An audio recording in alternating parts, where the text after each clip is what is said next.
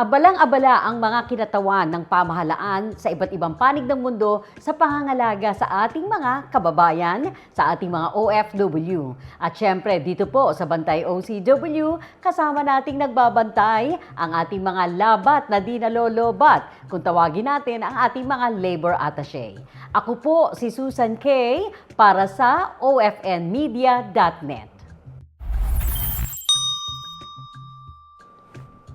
At sa bahaging ito, sasamahan tayo ng ating COO ng ofnmedia.net, walang iba, si Joyce De La Vieres, dahil makakakwentuhan namin ang ating labor attaché mula po sa Migrant Workers Office ng Kaohsiung, Taiwan, Labor Attaché David Des Dikang. Alright, Joyce, kasama na natin si Labor Attaché Dikang. Yes, magandang araw po, magandang araw kasamang Susan at magandang araw Labat Des. It's a privilege to be here and thank you for having me. Yan, at merong espesyal na nakaabang tayo ngayong Pebrero ng taong 2025 sa Kaohsiung, Taiwan. Ano nga ba ito, Labat Des? Magandang araw, Ma'am Susan, Ma'am Joyce. Thank you for this opportunity to be with you again and sa ating mga kababayan, especially our migrant workers and their families.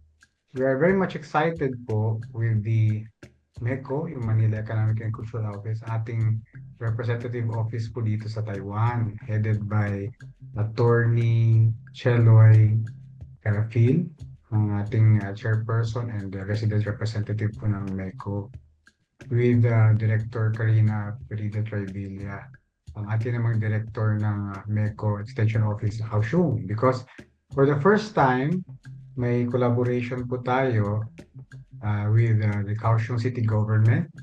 Nung una po, it was just a small proposal where we're just supposed to have a Filipino festival. Pero ang ating Kaohsiung City Government po, inimbitahan tayo with the other three representative offices po dito in Kaohsiung, based po dito sa South Taiwan, ang American Institute in Taiwan, yung Japan Exchange Office, the Thailand Trade Office, na magkaroon ng isang malaking event at kakaibang event, Chill Philippines, Chill Kaohsiung. So, pinopromote po ang Pilipinas at ang Kaohsiung City ng Taiwan. First time ito, Labat Des, na gagawin dyan sa Taiwan?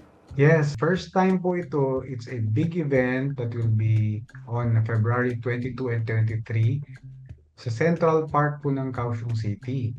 Isang napakalaking okasyon pala ang magaganap sa Kaohsiung, Taiwan. Pero ano-ano nga ba ang maaasahan sa natatanging event na ito? Not only will it promote the Philippines, the culture of the Philippines, yung ating products, pagkain ng Pilipinas, but of course, to promote Kaohsiung City as a gateway to Taiwan, because sanay po ang pagka naisip po natin ng Taiwan, lagi po ang dinadaanan is Taipei sa north. Pero meron po tayong southbound policy ngayon na even po yung industries, nagtatayo po sila ng employment hubs, manufacturing hubs dito sa south. So, the Kaohsiung City is promoting Taiwan's culture through Kaohsiung City. Ano-anong mga bansa naman ang mga kabahagi at nakikipagtulungan sa Chill Philippines, Chill Kaohsiung?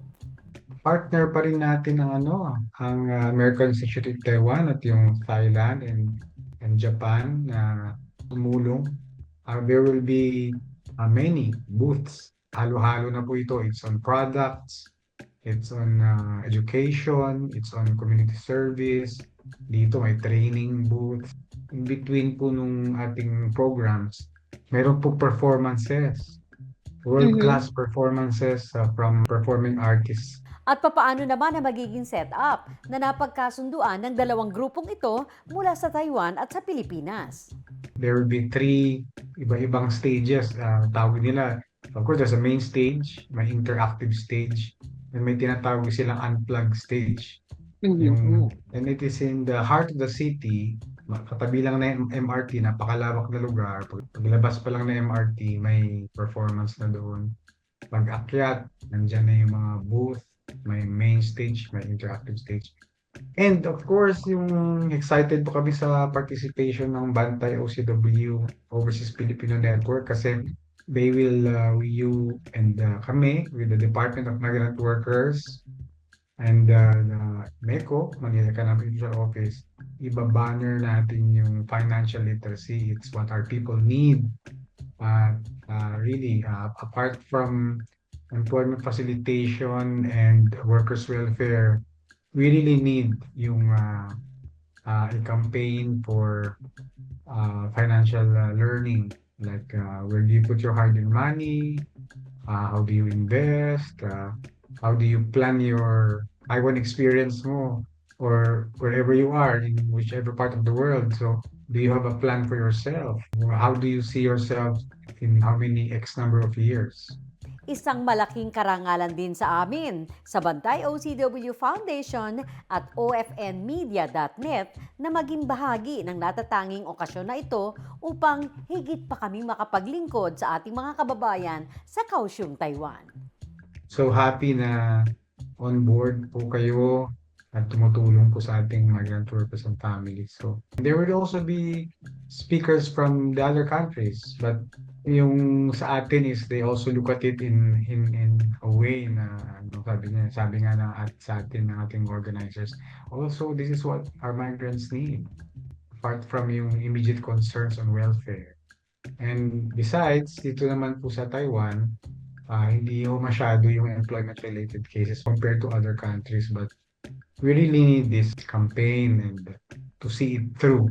And even if they're still here, their families can already do something. Kahit po ako, I see myself as an overseas Filipino worker. Oo nga. Yes, Yes.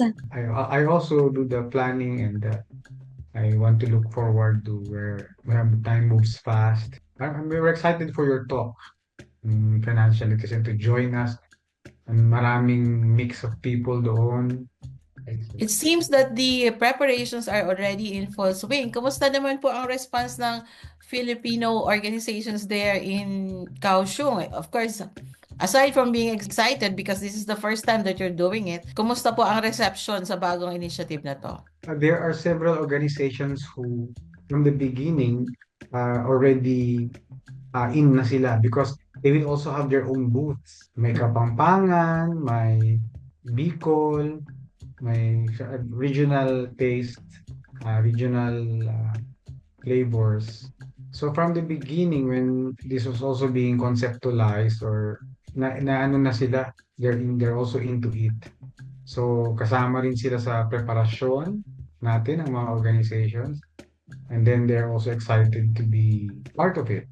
And then there will also be local performers po from our place sa lugar natin, and we hope to showcase what is the Philippines in our own culture, our food, our products. And then ano pa rin po, the Department of Tourism and the Department of Trade and Industry, kasama po natin sila because we have representatives from DOT and DTI with us at MECO. And they are very much into the program. So, hindi lang po ang Department of Migrant Workers. Pero nakakatuwa dyan yung highlight, hindi ba, ng support ng iba't ibang mga bansa sa ating mga kababayan sa Pilipinas kasi Chill Kaohsiung, Chill Philippines. Chill Philippines, Chill Oo. Kaohsiung, and Oo. yet they're here to support us. They actually also have allotted booths. Of course, mas marami po yung booth natin. I think it's 50 plus booths on different interests.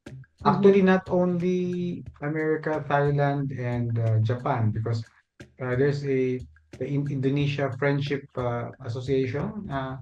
They're also joining, even our brothers and sisters from Vietnam.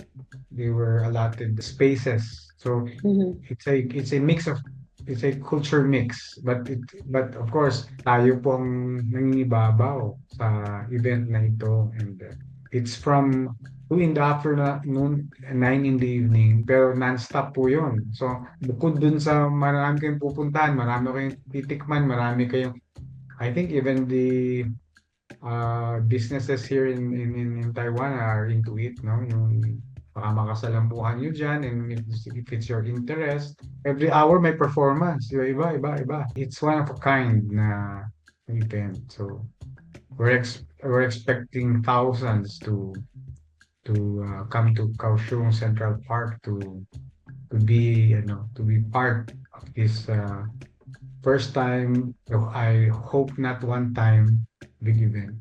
Actually, Labat, I googled the place, yung Central Park. Oh, So yeah. huge at ang daming trees, ang daming pathway. So nakakatuwa kahit na mas maraming booths. Sabi mo kanina 50 or more yung mga booths natin plus ang daming countries, ang daming food, cultural presentations. Parang feeling ko talaga maluwag yung place kasi central talaga, Central Park. At malapit siya sa sakayan ng transportation. Ginugel ko siya. So puntahan talaga yan. Actually, yung ibang makakakilala naming grupo who are coming also from the Philippines, kasi hindi lang naman yung ating babae na who are based in Taiwan. We have 156,000 migrant workers here. Actually, we have more numbers of Filipinos than our migrants. Mas malaki ang number ng Filipinos dito because we have immigrants, we have students, dependents who are here. So, 170,000 plus Filipinos who are here. Hindi lang po naman sila ang pupunta. Marami pong grupong manggagaling din sa Pilipinas who want to experience, be part of the event at pakisalamuha sa ating mga partners. Not necessarily just for the 2 days kasi they're also coming here to tour South Taiwan. So marami na pong nag-book for tour packages. That's also part of the objective of Kaohsiung para not just for this 2-day event but also to yung scenic spots ng Kaohsiung City, yung Pokwang San Buddha Temple, the Lotus Pond, bagong bagong renovated. So marami ring papasyalan. At saka, Labat Des, kasi di ba, visa-free ang Taiwan. So pwede pumunta yung mga kaanak at makisama dyan. Yes, 14 days po, visa-free ang Taiwan. So you can just board the plane and it's not expensive. And it's just 1 hour and 50 minutes from Manila, ang Kaohsiung. Kaohsiung International Airport is so friendly na napakadali. Bago ka mag-board they have a raffle, sa Pilipinas pa lang, go online, then when you come here, marami na rin nanalo eh.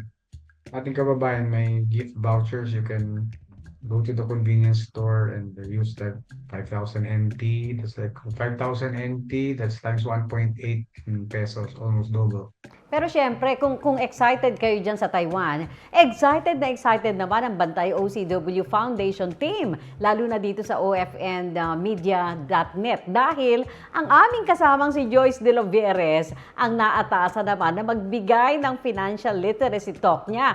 Joyce, anong aasahan naman from your end? Of course, kasamang Susan, isang napakalaking karangalan at pribilehiyo po sa akin na maihatid ko ang Pera Eskwela at ang ating financial literacy advocacy sa ating mga kababayan sa Kaohsiung, Taiwan. Nagawa na po natin to nung ilang panahon sa MECO din po. At nakakatuwa na meron tayong another engagement with them. At ito po, pinagbubuti namin ang presentasyon na piniprepare namin para sa inyo. Gagawin po namin ang pinakasimple at pinaka-epektibong paraan para maparating natin ang wastong pangangasiwa ng pananalapi because I really feel it as an OFW family here in Dubai, it is what drives us going out of the Philippines. Yung pangangalaga, ito naman yung mag-ensure na pagbalik natin, we have the OFW success story na sasabihin natin. So maraming salamat po sa MWO Kaohsiung, of course the MW.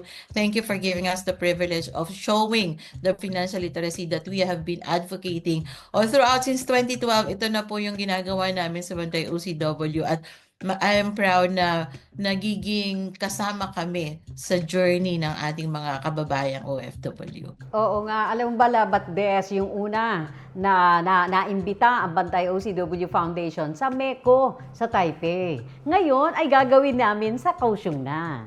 Actually, we will send an early report kay ating mahal na Secretary Hans Leo Jacob Black. We will be very happy to hear about this. Actually, may support na po ang DMW for this program. So, hindi po no hesitation from our department to support the program. But yung more the details, kailangan po natin ipaalam at matutuwa si Secretary Han because this is also his trust. We will report to him as early as even before the event kung ano po yung nangyayari dito na maganda para sa ating mga kababayan. Apart from those attending in person, mas magandang mag-attend in person doon. I-live natin i-live stream natin yung ating talk so that it's not confined only to our migrant workers who will be there para marami pong makinabang. So kahit wala pala sila sa Kaohsiung, kahit sa bahagi ng Taiwan, pwedeng-pwede. Na Hindi mapakinggan lang po ito Taiwan, financial. worldwide Worldwide! natin. Oh, wow! Naku, iti, pag-anyaya na natin yan. Labat de, sige. Nasa yung pagkakataon, imbitahan ninyo ang ating mga kababayan dyan sa Kaohsiung, dyan sa Taiwan, at maging yung mga nakatutok sa atin sa iba't ibang panig ng mundo. Baka naman maligaw sila at gustong mamasyal sa Asia, di dyan na sa inyo pumunta. Ating mga kababayan worldwide, saan man kayo, Pilipinas man, Eastern Europe man, America, Middle East, if you have the time and I know many of you would want to come over here. Taiwan is a beautiful place. Kaohsiung is definitely a very good place, a very nice place. The people are kind. You stop on the street, pagtanong kayo ng kung saan kayo pupunta dito, they will stop and talk to you. So we have a very special event, a 2-day event dito po sa Kaohsiung City Central Park. It's entitled Chill Philippines, Chill Kaohsiung, but we have partners from Japan, Thailand, and America. Of course, our friends from Vietnam and Indonesia will join us. And we're inviting all ating kababayan here in Taiwan and all over the world to come over and kahit hindi overseas Filipino worker, come to join us, come to join our migrants.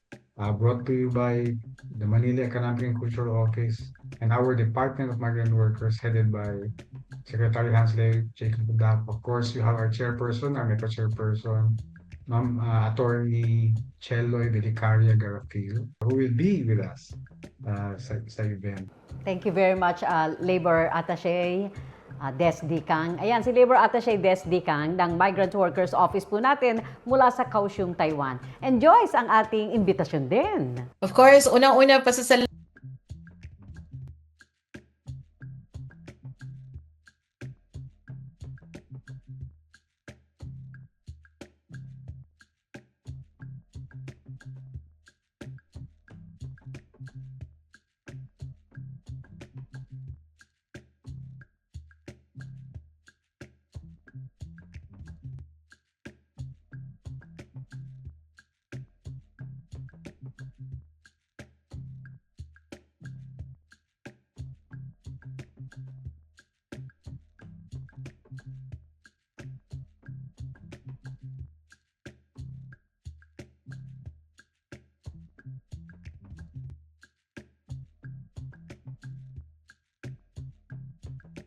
Thank you very much, partner Joyce. Si Joyce De Rovieres, nakabase naman, based in Dubai. Siya po ang ating Chief Operating Officer ng OFNmedia.net at ang ating banker at financial advisor para sa kanyang mga financial literacy program na ginagawa po sa aming mga global outreach program. And this time, mula naman sa Taiwan, nasa Kaohsiung, ang ating kaibigang si Labor Attaché David Des Dikang ng Migrant Workers Office. Sa pangalan naman ng DMW, Secretary Hans Leo Kakdak ng MECO, si Chairperson Cheryl Garapil at ng kanilang mga kasamahan kapamilya dyan po sa MECO sa bahagi ng Taiwan. Sa pangalan ng aking partner, Joyce De Rovieres at Labor Attaché David Des Dikang para sa OFNmedia.net, ako po si Susan K.